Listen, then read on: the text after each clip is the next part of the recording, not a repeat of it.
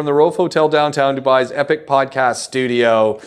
And we've spent half an hour just meandering through things. Now we're going to get down to business and start talking cars. Yeah, cars. Lots going on with cars. Oh, man. Well, first thing that I want to key up, big thanks to Joey Woo Woo, a.k.a. Joey Chernobyl, given that he works in the nuclear industry now. And someone's going to correct my pronunciation and saying it's not nuclear. It's all right. I didn't shout nuclear. Yeah, there we go. Whatever.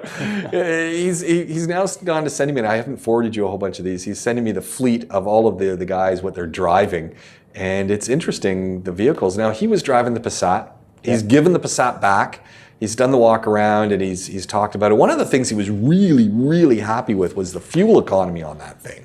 Said it had a pretty nice epic fuel tank, but also it just got great highway miles, and that's what he was driving. Great highway miles. Was it petrol? It was. Yeah, it's a petrol machine.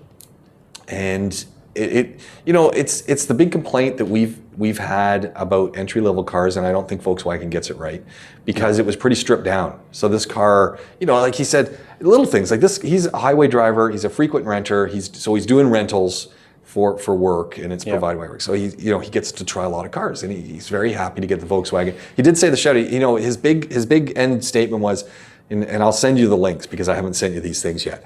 But he said, Glenn, I totally understand why you like working on these things. It's not a GM, but I totally understand why you like working on these. So Joey Woo Woo is a GM boy, but he said, I totally understand why you love working on these things. And he was driving that Passat. So his big complaints, he had a not big complaints, because he didn't really have any complaints. Trunk space, boot space was phenomenal. He said it was actually really impressive what you could fit in there. It was well designed. It was a big car, small car, but a big car.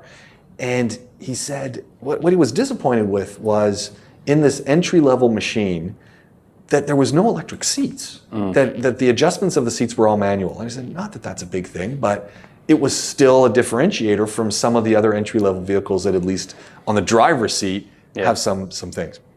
The other thing that he noted, and again, he loved the fuel economy. He said this thing was great. And he said, right down to driving it on fumes, he was getting spectacular mileage. And again, he's doing highway miles, so he was just beside himself with how good it was. Yeah. One of his big things is somehow he's messing around with the dashboard controls, and he switched the language. Oh dear. And he couldn't figure out he couldn't figure out how he switched the language, and B, because now it was no longer in a language he spoke, he couldn't figure out how to get it back. Nice. To the language. For the rest of the time that he was driving the car, it was in Korean, because he didn't know. And look, I guess I could have said to him, dude, just put your Google Translate on, fire it through take a look with Google Translate, looking at the menu system, and go to language. But of course I didn't say that to him, because I just wanted him to suffer driving in Korean. But he said, from the day he gave it back, he said, I couldn't figure out how to change the language. Devastation. Which fortunately the numbers were all, Yeah, I don't know what the accessibility programs are like on the very, very new stuff. I would have thought if it had phone kit, it would have had voice command. Yeah. Some of them have accessibility programs where you can say change language and it will do it, but it's being a base model with manual seats, it probably didn't have that. I'm surprised that it had electric windows, but I'd have been straight into the dealer I went past. I probably would have done the same thing. I mean, but he does live in the middle of nowhere, so they're launching rockets out of his backyard. So he's also involved with suborbital stuff. And anyway, but that's a whole other story. But yeah, so he gave it back, and he's really happy. He's got a Ford Fusion hybrid now, so he's interested to see what that thing's like. And he says right off the bat, Ford's doing some pretty good things. Again, he's a GM guy, you're a VW guy, but he said, it's not a bad ride. So he's gonna start firing through that. Yeah, hybrid. That's what I said too. I almost got run over by a hybrid yesterday walking the dog. It's like the guy was backing up, and now I just trust no vehicles when I got my dog, so I stopped way back. But I didn't hear him. I mean, at first I could see the lights. I didn't, because it's hybrid. It was on battery. I didn't hear anything. Yeah. And then the hybrid also means you don't look. So so he didn't even have a clue. I guess there's no sensors in that vehicle that there was a person nearby or the backup camera. So. But anyway, he's excited about his Ford hybrid, and the Ford Fusion, gonna let us know what he thinks. A big old car as well, really, for a saloon. Yeah. Yeah. But he kept doing the walkarounds of this Passat. It was huge. What a big vehicle. Yeah, they are big. The boot space on them is ridiculous. Yeah, the overhang from the back seats to the boot lid is huge. And so Dead bodies in there. Easily. You had a go bag in there. You had stuff in there. But it was also surprising because we're coming off of, it's spring now. So I was driving this thing. There was still some snow out there and stuff. Man, it was dirty.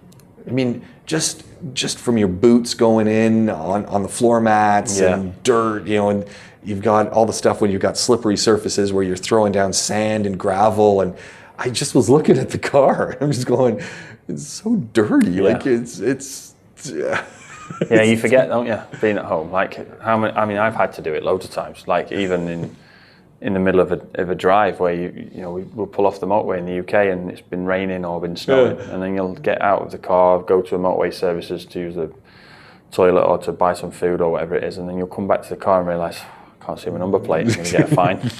I'll get pulled over for that. So you have to just like wipe the number plate because it just get black. So the car itself was pretty good. It was the interior that I was noticing. It was just, but yeah, it's like getting in. Somebody needs to. So you can open the door in a Range Rover or a Ford Expedition or something like that, and the side steps will fall down for you to get in. Yeah. Why is it not like a shoe shiner? Exactly. I'm thinking, why just don't a fold away mat that you can rub your feet on? Well, I'm thinking, why don't they have a vacuum feature that, you get in and it just has a nice little thing of air that goes across and either blows it out the door or sucks it in and throws it out the underbody. Yeah. Keeps it clean. I'm all for it. And then you could some way you could just holster your shoes when you get in the car. Well, when you're driving the Bentley, so the first Rolls I ever got to drive, and I remember it was just phenomenal. And I got in and I go and pick it up dressed in short. I go and pick it up dressed like this, and I instantly felt I should have dressed up for this occasion. Emirates Towers, drive up and the guy says, we'll go get your car for you. And he brings it over and I get in and I just felt underdressed. But the other thing was it had sheepskin carpets. Oh yeah. And I get in with my flip-flops and I'm just going, I instantly had to take them off because you've got this plush sheepskin carpet that your feet just want to feel, but you don't want to put shoes on it. Yeah, it's car slippers. So you need a holster for your outdoor shoes and then slippers for when you get in. I can see that. They had that's the car that has the umbrella in the door. Yeah, in the wing. Yeah. Oh man, it's just beautiful. But just beautiful. Just beautiful. Which actually brings up to something else. We got a whole bunch of what we want to talk about, but this one, you kind of telegraphed it just a second ago, talking about when you're on the motorway and you get out and you go to the washroom and then you come back clean license plate. Washrooms at service stations. I don't get it. Okay. It's like, and it's kind of worldwide. I've stopped at washrooms in service stations here in the UAE. Depending on where you are, they can be a little bit more old school. So just a pure squatter, which is okay. But if you've had a bad biryani and you've got a squat, you're going to have a shower after. But generally, the quality of washrooms is they're pretty well used and.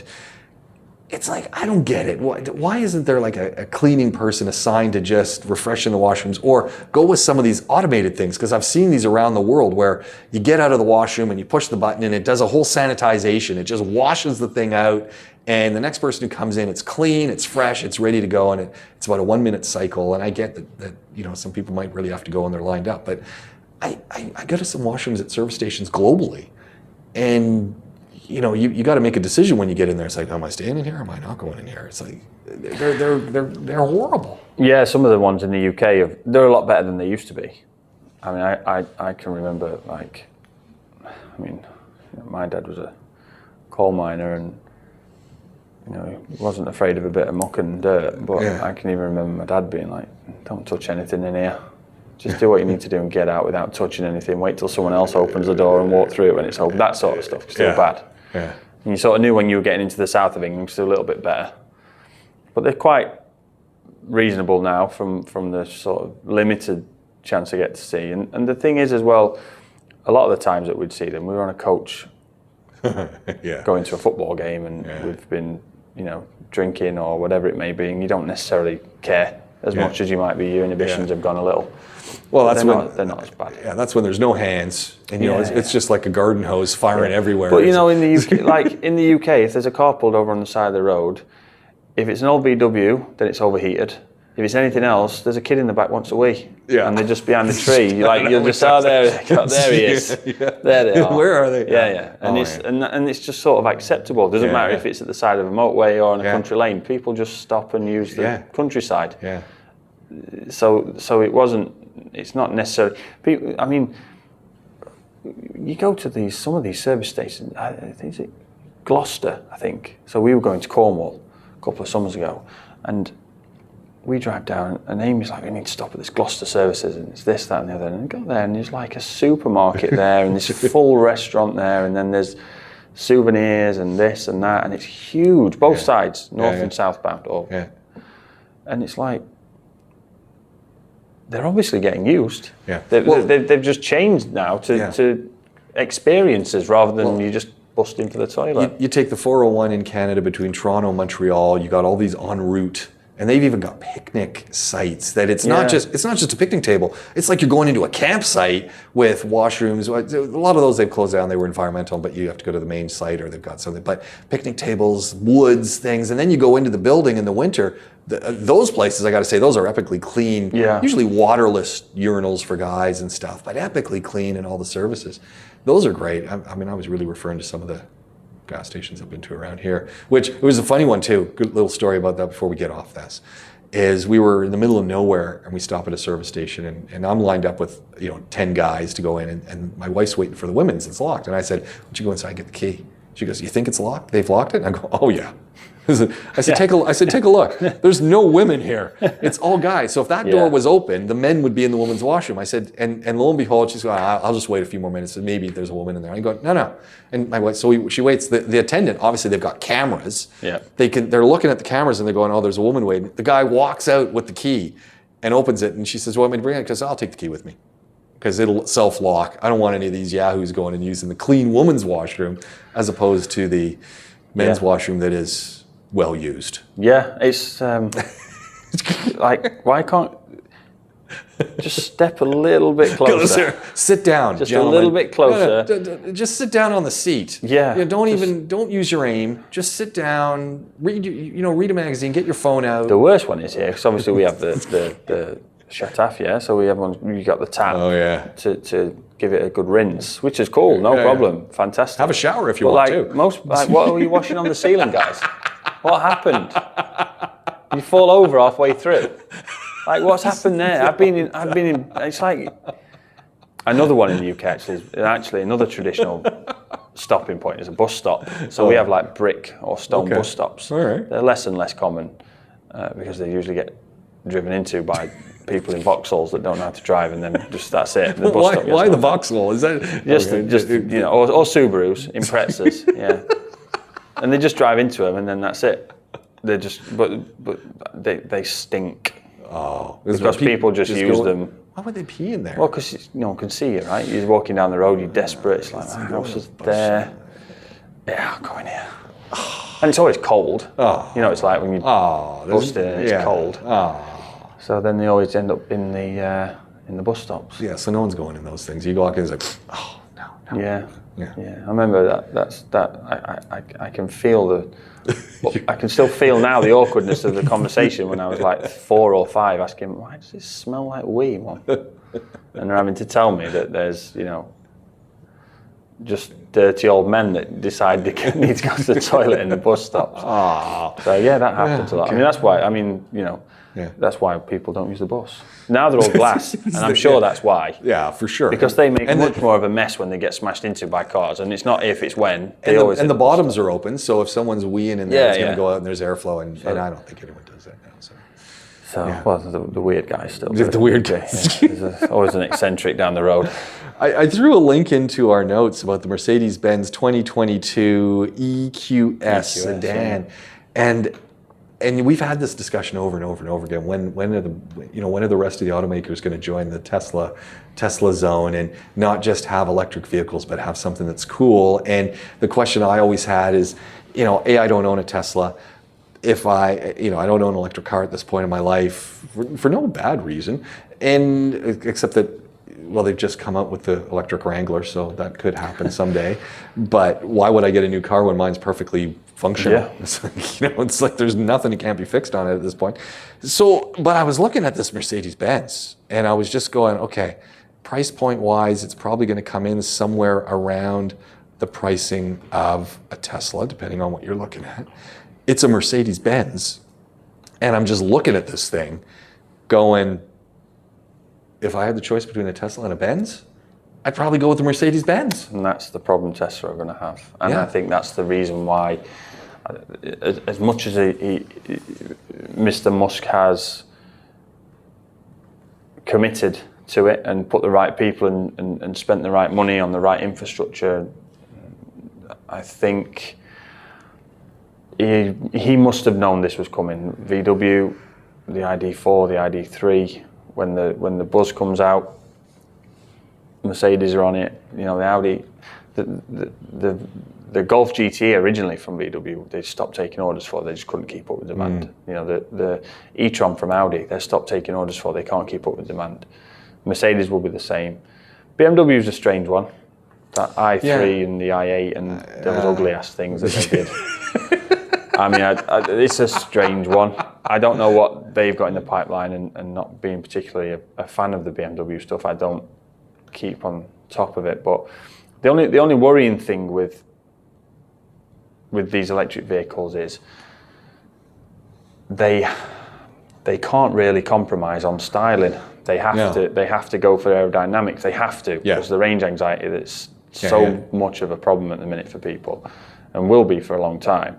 They have to go as aerodynamic as they can, and they lose some of the looks. Yeah, that front of that is just a Prius. It is the front of it without the Mercedes. It just says not. It doesn't say Mercedes. It's not got the aggressive front end on it. It's way too aerodynamic to achieve that. I mean, I get why they're doing it, but I don't understand why they haven't tried to maintain some of that classic Mercedes front end. Well, what they've done, and it's probably, I don't think the Teslas are aging very well. You see some of the Teslas now, they're not aging well at all, and I think that's why they spent so much time on the inside. You look at the inside of this thing, and the inside of any Tesla, and they're fantastic. I'm looking at the Eqs 580 here. Yeah. I'm looking at the back side of it. I love the view of this thing from behind it. It just says to me luxury. Yeah. And and the first thing that catches me is that big Mercedes badge right on the back. And I just love those lines when you look inside. The only thing that's weird, but it's Mercedes, are those air vents. Yeah. But that's Mercedes. Yeah. But it's just exquisite. I was parked in Mall of the Emirates the other day, and someone got out in a Mercedes of this. It wasn't electric, but it was a high end that is essentially what this machine is built off of. It was an S-Class, and it was funny because it was all lit up inside blue with that lighting, which I think is kind of weird, but they were loving it, and it just kinds of feel. And these electric ones also have that interior lighting that. Yeah, they've spent a lot on the interior designs on the new electric vehicles. I think they have to, right? Yeah, they can't make them look much of anything other than super aerodynamic and then slap your badge on it. Yeah. There's not much they've got an option to do anything else with now. They just have, you can put the front end, and I'm sure it'll turn into a big market. I'm sure it'll be, the retro, an old written off E55 or an engine blown on an E55, well, let's put an electric motor in out of the EQS in a few years' time. Yeah. I'm sure people will do it, but they're going to get 200 kilometers on a charge rather than the 350 or whatever. Yeah. They're not going to get, because the aerodynamics are so critical,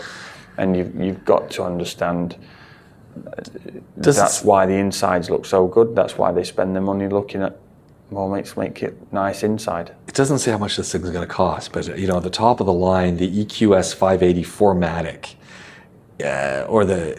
we're looking at 516 to 630 horsepower for the high performance version. I mean, and this is the thing now. This is the thing with electric motors.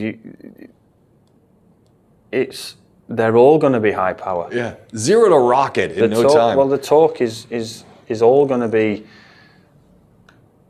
there. You press the pedal, full power straight away. All the torque is there instantly, and this is going to be an interesting thing as well as people get used to the electric vehicles. Different driving. Totally, yeah. But you hit on the key point, and this is where Tesla has got to get their game together, I think, and maybe they're working on it. Maybe it's how well does my product age? Yeah. And in that aging process, how well does the aging physically work with the parts and the pieces? And I've seen some of the older versions where things are a little out of line now. It just doesn't look good any longer.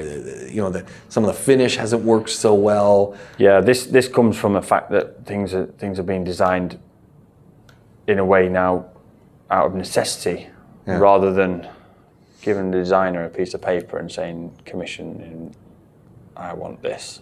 Yeah. To a degree, there's, you know, they've still got that new Mercedes grille on there with the, I don't know what those dots on it are supposed to be. Those are probably lights. I wonder if at night they light up. Horrific. But they've got their look on it. It's still going to be that. They're going to have a Mercedes slant and the VWs have a VW slant, as much as does come from the logo, but they're designed to cut through the air with as little drag and turbulence as possible and get as many miles out of that charge as they can, because every single recharge diminishes the miles on it.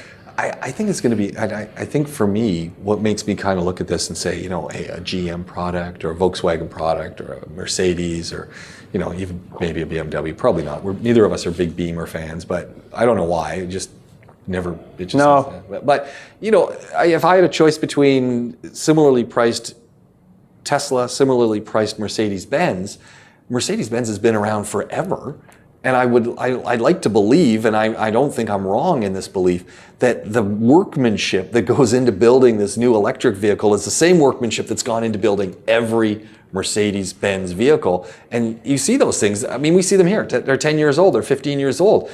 If they've been maintained and they've been washed and they've been polished and they've done the job with the interior, those things look great. Yeah, I think it's true of most, say, established motor manufacturers, right? I mean, to mention General Motors, the Chevy Bolt, it's not a bad-looking car. No. The problem with Chevrolet Bolt is it's sort of Model 3 money. Yeah. And as much as the Model 3 is not the best-looking car, it's better looking than the Chevy Bolt, which, with all due respect, just looks like a Ford EcoSport. And you might as well buy the Ford EcoSport for a third of the price. Yeah, exactly. So that's one thing there, but they can do it. Tesla will have known it was coming, and that's why he's moving to Mars. Yeah. So, you know, he's had his critics. There's a lot of people out there not happy with the whole pre-order thing, and then they never come into fruition, and that money's been spent, and, you know. You know, the one that gets me is there was a little line in an article I was reading the other day, and it just said, the internal cameras are not activated outside of the US. And I'm going, what? Hold on, what do you mean? So if I'm driving around in a Tesla in North America, they can be watching me? Yeah. It's like, hold on. It's like I got to look around the cabin and put my sticky notes on top of all the cameras. Like, what the heck is? Yeah. You know, hold on. And they're not activated outside of country. It doesn't mean they can't be activated. What if I'm somewhere where I've got a despot who wants to know what's going on in a car, and they can zero in and activate any car? I mean, worrisome. Yeah, I mean, the one problem with the electric vehicle and the autonomous driving and everything being done through fly-by-wire and software out of the cloud and all that stuff is, what are people going to do in the US when there's a car chase on? Yeah. It's going to be, there's a car chase. Oh, no, they've stopped it. Somebody's ready to know anything. No, they've stopped it. I saw this the other day, actually. It was, and I don't know if it was for real. It was in a TV show, and they were in a Tesla, and the Tesla was flying down the road, autonomous. It was going. The person who, you know, they kidnapped someone and whatever, and they'd gotten out of the car, and all the police did was get in front of the car and slow down, and the Tesla slowed down too, because that's what it does. Yeah. And I went, wow. Yeah. So somebody's going to be writing software for getaway vehicle on a Tesla that doesn't stop for anything. Yeah. Well, and why wouldn't, you know, Mr. Musk and his entourage, why wouldn't they just create a box for police that, yeah, if it's a Tesla, you just hit this button and we're going to disable the car for you. They'll be able to. Yeah. You know, the whole thing with Apple saying, yeah, to the FBI, we can get into somebody's phone for you, but we're not. Yeah. We're not going to, because it's their privacy is our concern. What they've done wrong is your concern. We've got no issue. They're our customer, and their privacy is what we look after. Yeah. And where did you draw the line? But hackers have hacked electric control systems like power steering and throttle on Jeeps. Yeah. They're not even autonomous vehicles. Yeah, exactly. You know, so if you've got something, and when everyone goes autonomous, there has to be a universal system. Yeah. That's a big problem. And then what? I think that's what's holding back autonomous vehicles right now. It's the video cassette tape dilemma when we had VHS and beta and standardized systems of operation. We can't have autonomous vehicles till everyone's doing it the same way. Yeah, exactly. And as soon as we get that, as soon as we get a handshake and an agreement and everyone says, you know what, yeah, we can build these autonomous units and they're all going to be using the same technology and they're all going to do it the same way, they're all going to communicate, until that we can't have autonomous when vehicles. Everyone is doing it the same way, you've got a situation there where then there's only one throat to choke, so to speak. Yeah. You know, if I was so inclined, I'd just get on the control system for the D71 that runs past here, upper level, and just change all the lights to red. Well, there'll be no more speeding, right? Because as soon as someone starts thinking, and I don't know why we're not already doing this, because we're you know, everyone's using Google Maps and cars. You throttle your cars down to speed limit. So if the speed limit is 80, our car can only go 80, and satellite control is going to limit. It's going to put a regulator on it. Governor. They call that a governor, right? We've all seen Diode 2, right? Yeah. So on Diode 2, they recalibrate the ground level, 200 feet or whatever, to crash a plane. Yeah.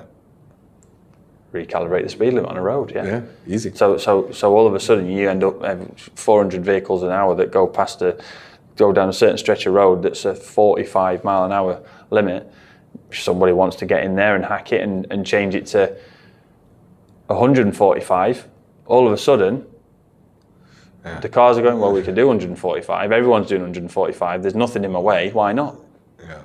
The car's going to have a job to get someone to a place, and it's going to follow all the limits properly. And all the speed limits will have to be smart limits. They'll have to be constantly adjustable. Yeah. So there'll be that function for somebody. Can you imagine? Yeah. I'd like that in my neighborhood. Man, people sometimes say there's a corner and they just see how fast can they get until they get to the corner. It's like, you know what? Keep your limit at 40. That's the limit in a residential area. Why are you driving like a maniac? But there'll be some maniac that will think that's funny. Yeah. When I was, to be fair, it probably is still funny. But when I was in my 20s, just like, who cares? That would have been hilarious if I could have changed that. You know, we mentioned it before. Bus stops get knocked down where I live just all the time. Yeah. Just people are just fools. So then the council will come with a bucket filled with concrete and a temporary bus stop, because they have the big steel post with a sign on it that says bus stop. You just move it 300-400 meters down the road. And to us that was hilarious, because Doris or Bert, one of the old people that had retired, had come out to the bus stop and they'd see that it had been smashed by somebody who can't drive, and then they'd think, oh, the bus stop's down there, and then they'd walk down there to the bus stop. And to us that was ridiculously funny. Yeah. But there's no difference to that than changing the speed limit on an autonomous management system. And I don't know.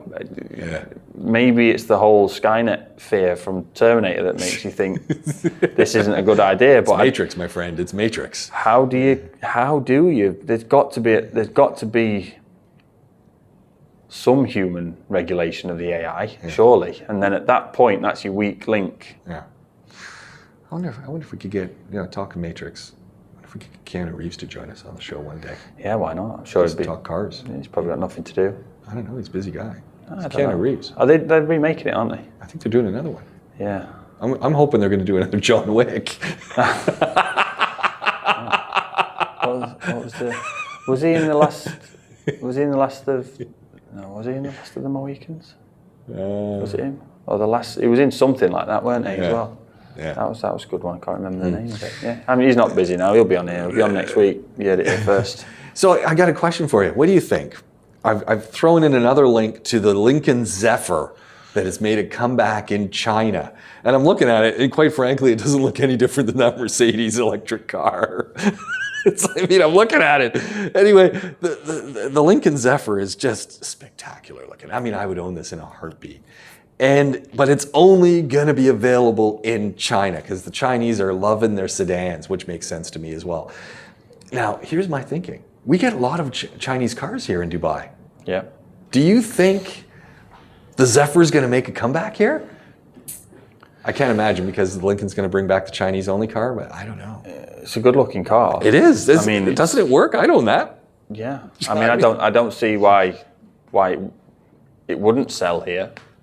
I mean, it's just classic. And again, it's got that classic Lincoln posterior, and then it's just nice. I'm looking inside though. Like, look at all the electronics. It's yeah. Wow. Only in China. I'm hoping we get so many Chinese cars. Maybe that's an agreement between Ford and the Chinese to say, stop copying our cars, please. Maybe. We're going to make one for you. We'll make one that's exclusive to you guys. I mean, that would sell here. 100% it would sell here. Definitely. It's better looking than a Camry. It's better looking than an Avalon. It was well equipped as a Lexus. Yeah. Probably better looking than a Lexus, to be fair. Certainly the side profile of it is. Yeah.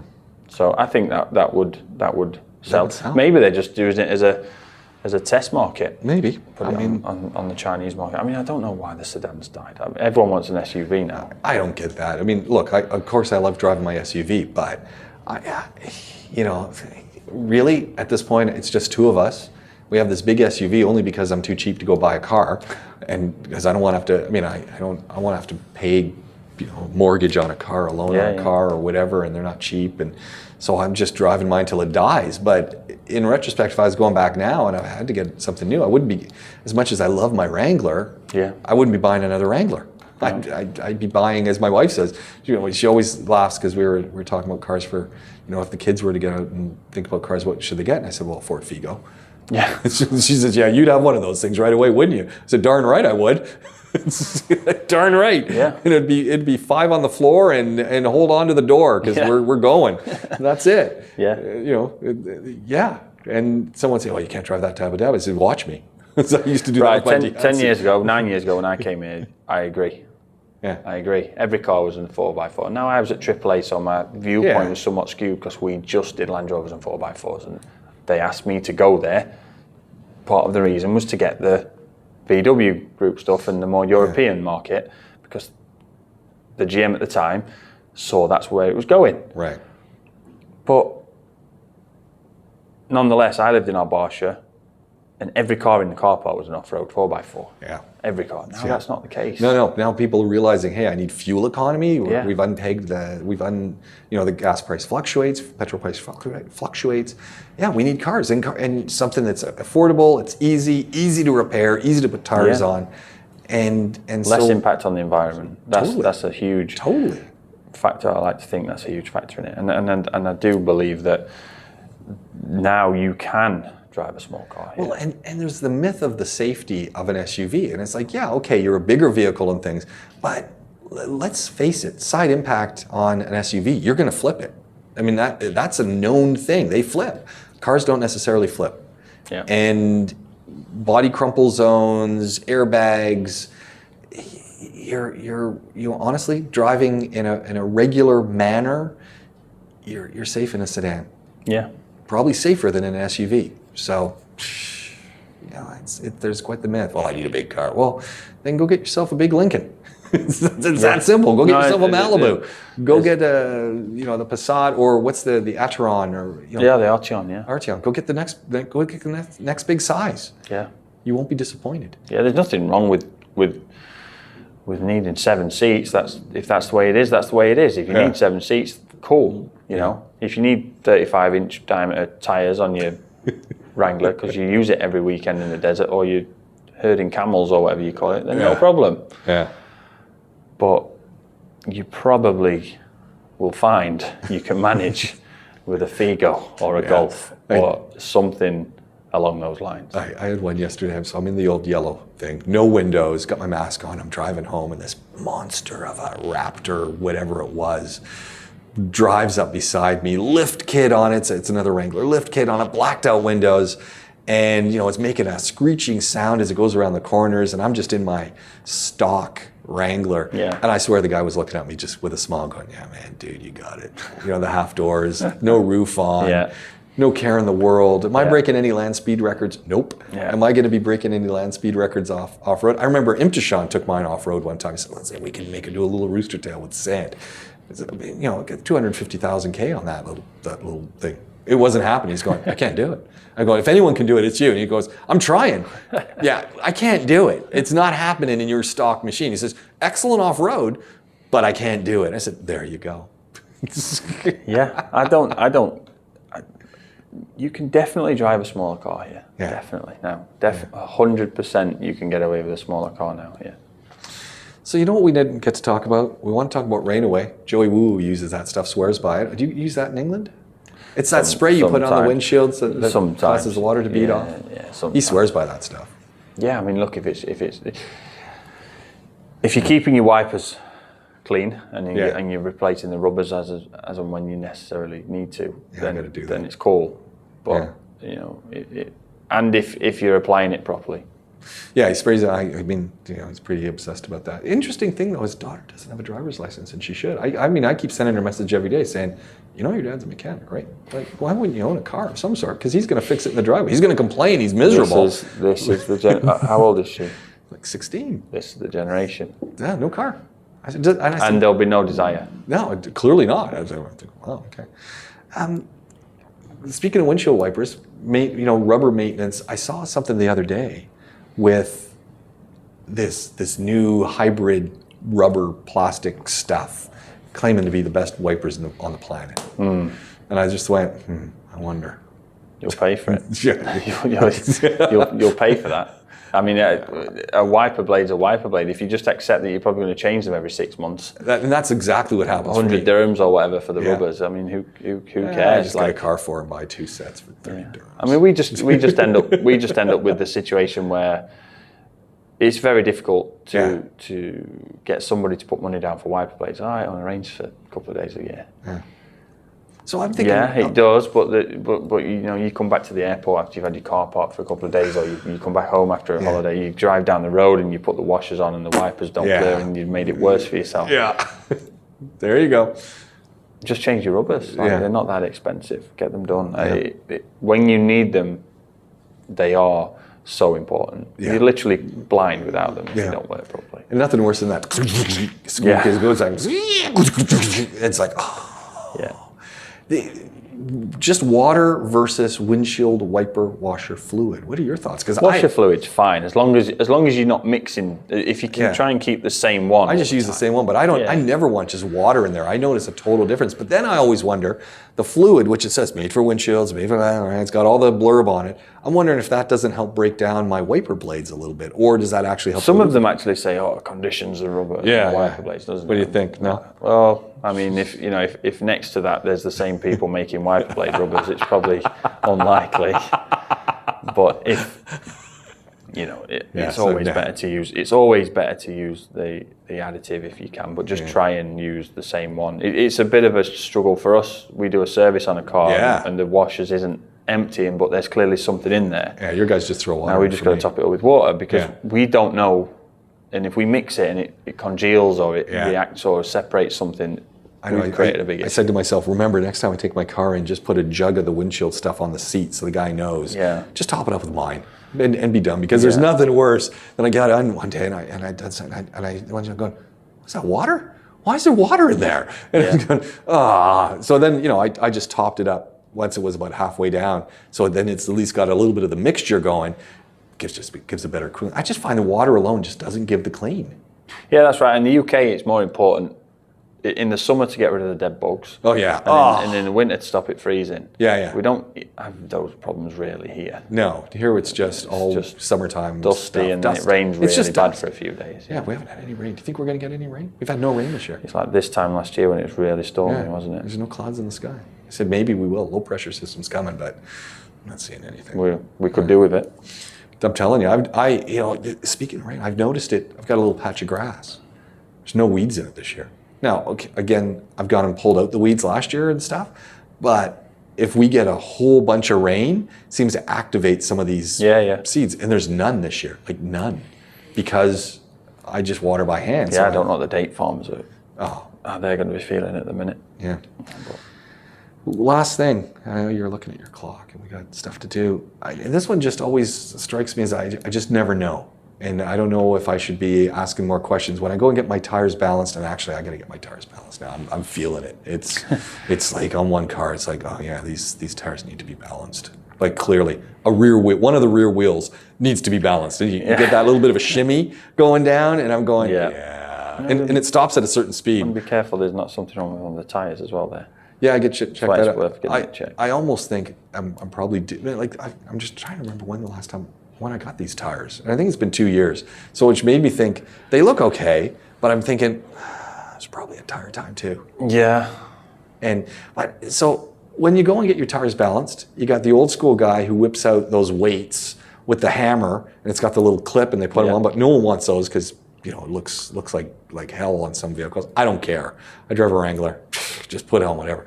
And then you got the other guys who want to stick on these little sticker weights, which hopefully they've cleaned off all of the brake dust because it never sticks to that.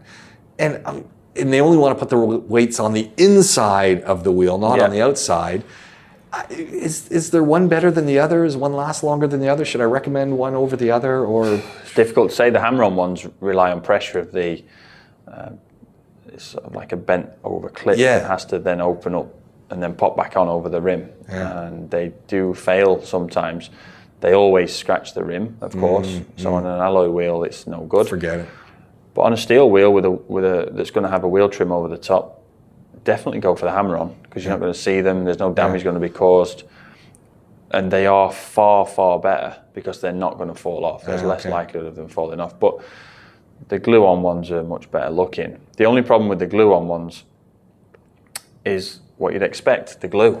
They don't last forever. And the amount of times we'll change tyres and then a couple of days later the customer will say, oh man, I've got a vibration, it's just started.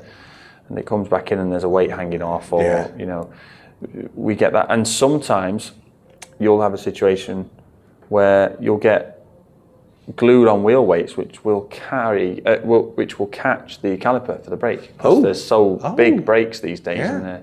So you'll get them and they'll catch the carrier and the caliper, and then what do you do? Yeah, then you're done. So that happens from time to time. But the major issue with the glued ones is that they will fall off. And you don't want them on both sides of the wheels, though. I mean, the glued one's kind of hard, but don't you want to have a balance? I mean, my mind says inside and outside of the rim, I want to have my weights. Some wheels, obviously, the more expensive alloy wheels are designed for stick-on weights. Okay. So there's a track around the back face of the alloy and on the inside rim of the alloy, and it's just like an indentation all the way around the rim, which is where you're supposed to stick the weights. Yeah. And they're designed for that, and you've just got to clean them properly and make sure that there's no residue of the cleaning fluid there, and that you get them nice and clean and dry, and then you can stick them on. Yeah. And you do put them on both sides.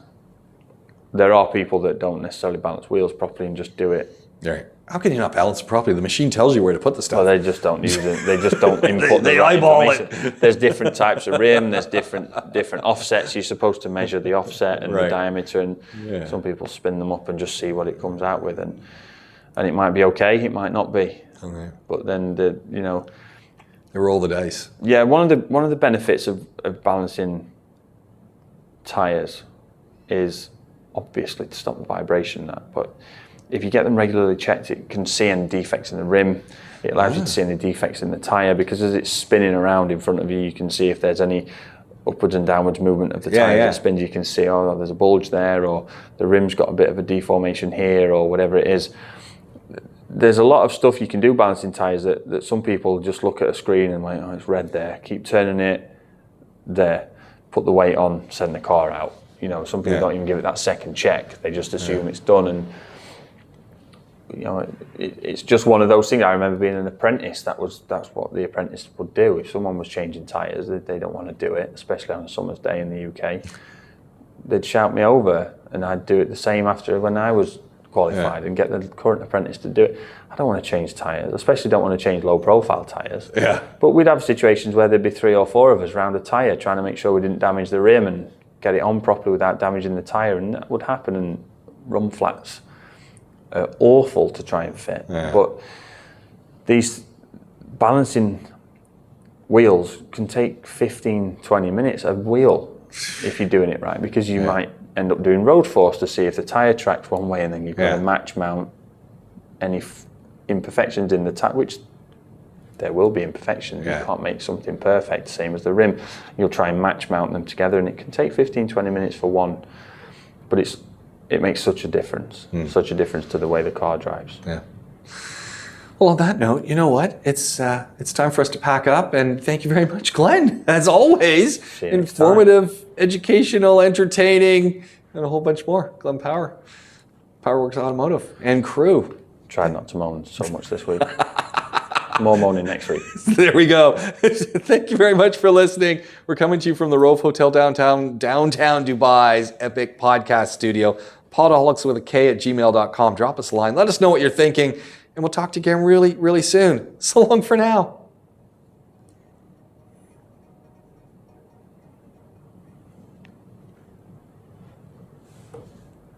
Yeah, that was great. It's good. Yeah, spectacular as always. It's just wonderful. What a good conversation.